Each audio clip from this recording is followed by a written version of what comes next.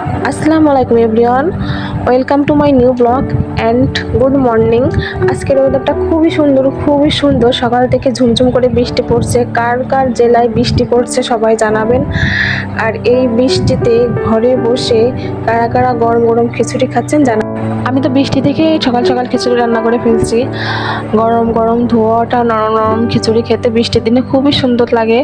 আপনাদের কার কার ভালো লাগে এরকম ধোয়া ওঠা গরম গরম খিচুড়ি খেতে বৃষ্টির দিনে?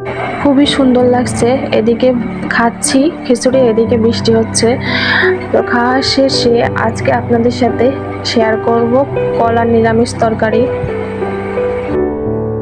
আমি আমার সেই নিরামিষ কলার রান্নাটা শুরু করেছি। তো আমি সবসময় বাটা মশলা ইউজ করি, চাইলে আপনারা গুঁড়া মশলা ইউজ করতে পারেন, কিন্তু বাটা মশলা দিয়ে একদিন রান্না করে দেখবেন, খুব সুন্দর লাগে।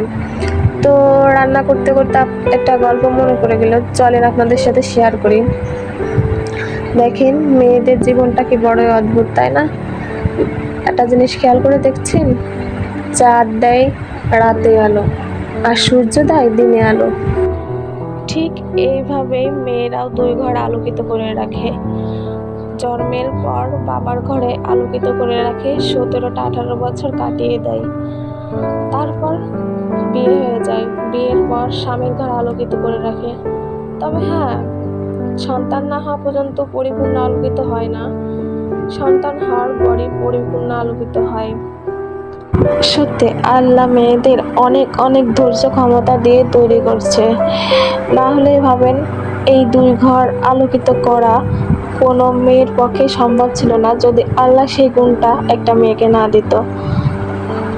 একটা মেয়ের মধ্যে দুটো ঘরে আলোকিত করে রাখে।